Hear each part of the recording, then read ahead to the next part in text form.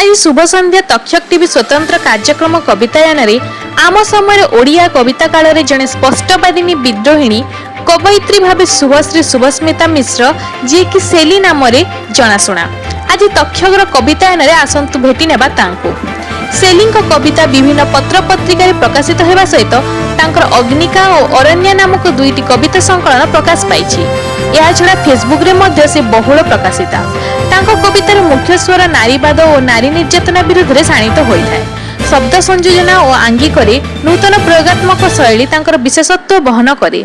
सर्वोपरि तांकर काव्यचरण निर्भीक और स्पष्ट। आम समय नारी कवि मानक मध्य शुभश्री शुभस्मिता मिश्र अनन्या। समस्त को नमस्कार। मु शुभश्री शुभस्मिता मिश्र ए पार्वण ऋतु को आपण समस्त को मोर हार्दिक शुभेच्छा शुभकामना। आउ घरे रुहंतु, सजाग रुहंतु, कोरोना कबल मुक्त रुहंतु। मु शुभश्री शुभस्मिता मिश्र जने गृहिणी एवं जने कवि।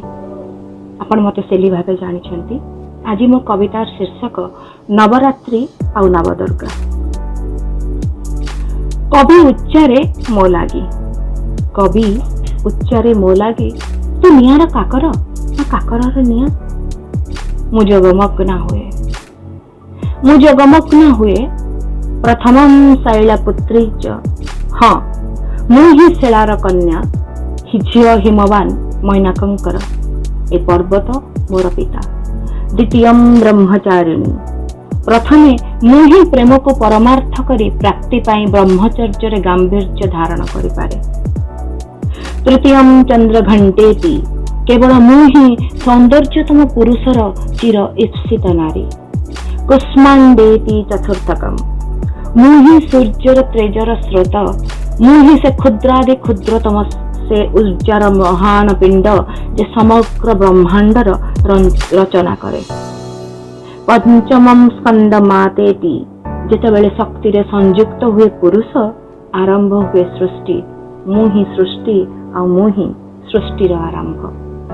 षष्ठमं कात्यायनीति, मु ही सही महिषमर्दिनी जे बारंबार ध्वस्त करे अहंकार विशाल आकाश। सप्तमं कालरात्रि चे, मु अंधकार भरा रात्रि रे भी खोजी नहीं पारे जीवन। शुंभरे शुंभ केवल निमित्त मात्र। महागौरी चाष्टकम, मु प्रेमर मूर्तिमान रूप शिवरूपी पुरुषर प्रकृति रूपी स्त्रीलिंग।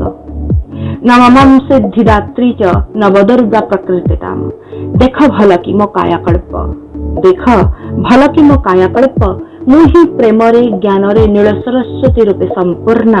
नवदुर्गा रूप रे तो जन्म रु प्रेम रे जीवन रु जाचन रे प्रणय रु पावकाग्नि रे मु ही मूर्तिमंत पुणी अदृश्य महाजनी रे। एथर कह मु नियार काकर